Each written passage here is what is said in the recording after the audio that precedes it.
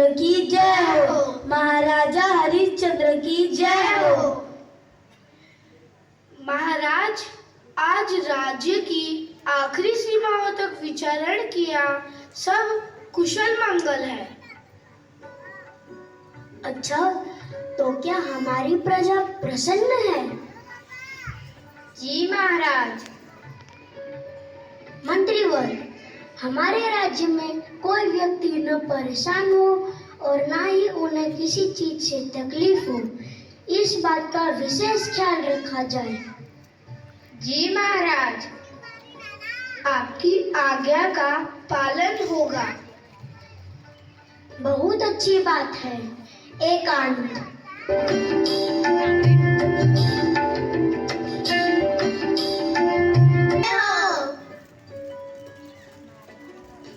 आइए महाराज, आज बहुत विलंब हो गया शयन कक्ष आने में।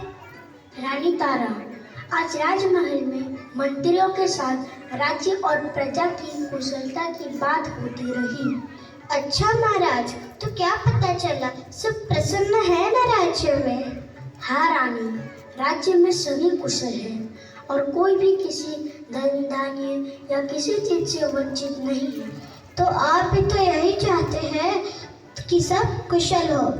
हाँ रानी, सब कुशल रहे तो राज्य निश्चित ही बहुत अच्छी तरीके से चलता रहेगा। जी महाराज, अब आप विश्राम कीजिए। हाँ महारानी, और आप भी।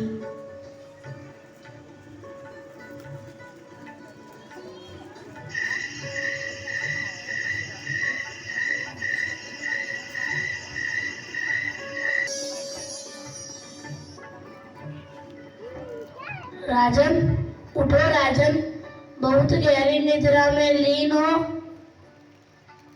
रिसीवर, प्रणाम रिसीवर, आप इस समय मेरे स्वप्न में?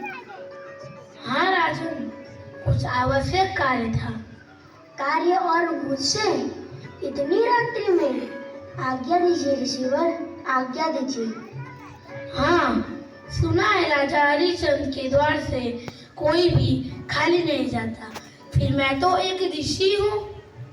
रिसीवर, आप मुझे आज्ञा दीजिए, मैं किस प्रकार आपकी सहायता कर सकता हूँ? सोच लो राजन, कहीं फिर ऐसा ना हो कि तुम मेरी सहायता ना कर पाओ। रिसीवर, आप आज्ञा तो करें, सब कुछ न्योछावर है आपके लिए, आप आज्ञा तो करें। फिर से सोच लो राजन, कहीं ऐसा ना हो हम मांगे और तुम दे ना पाओ। नहीं नहीं रिसीवर, आप आज्ञा तो करें। हरिश्चंद्र अपने प्राणों की आहुति भी दे सकता है, आप आज्ञा तो करें। प्राण नहीं, कुछ और मांगे राजन। अवश्य रिसीवर, आप आज्ञा करें। आज ऋषि विश्वामित्र राजा हरिश्चंद्र से उसका राजपाट, यश, वैभव एवं संपूर्ण संपत्ति मांगता है। क्या दे पाओगे राजन?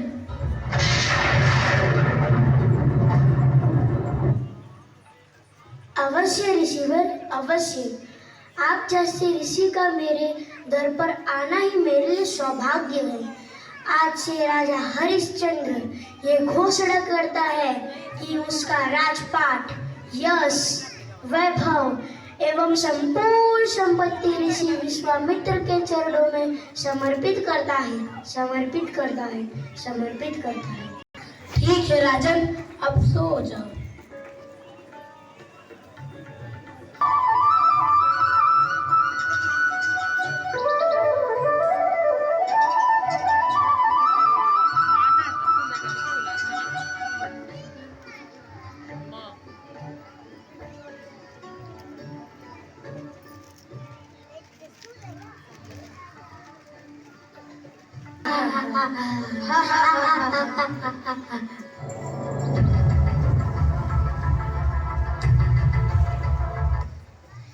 ऋषि विश्वामित्र इस समय, वो भी इतने क्रोधित।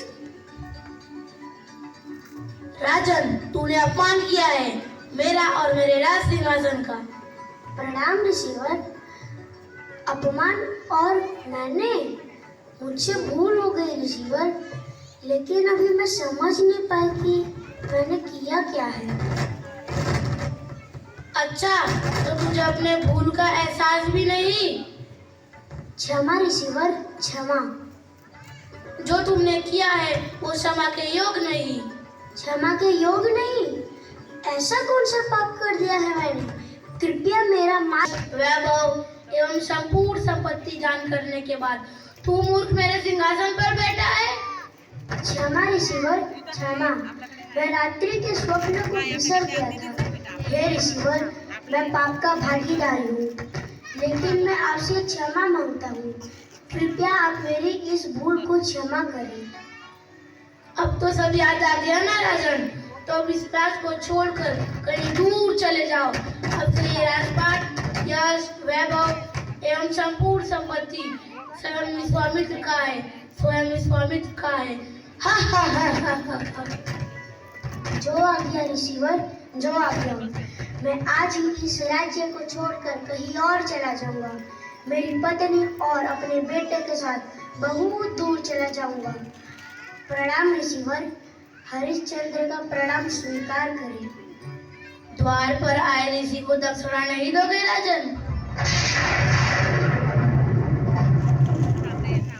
दक्षिणा? अवश्य रिसीवर, अवश्य। हे रिसीवर, मेरे पास जो कुछ भी था वो तो मैं आपको सौंप चुका हूँ। अब मेरे पास ऐसा कुछ भी नहीं है जो मैं आपको दे सकूं। तो क्या ऋषि को खाली हाथ विदा करोगे?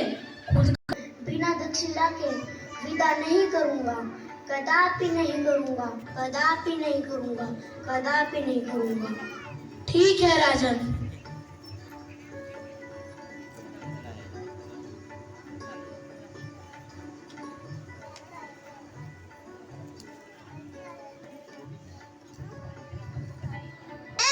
श्री हरिचंद्र को टरे न सत्य विचार, टरे न सत्य विचार। अर्थात सूर्य चंद्रमा भी अपनी जगह से हट सकता है, पर राजा हरिश्चंद्र कभी भी अपनी सत्यवादिता से पीछे नहीं हट सकते, कभी भी अपनी सत्य निष्ठा को छोड़ नहीं सकते।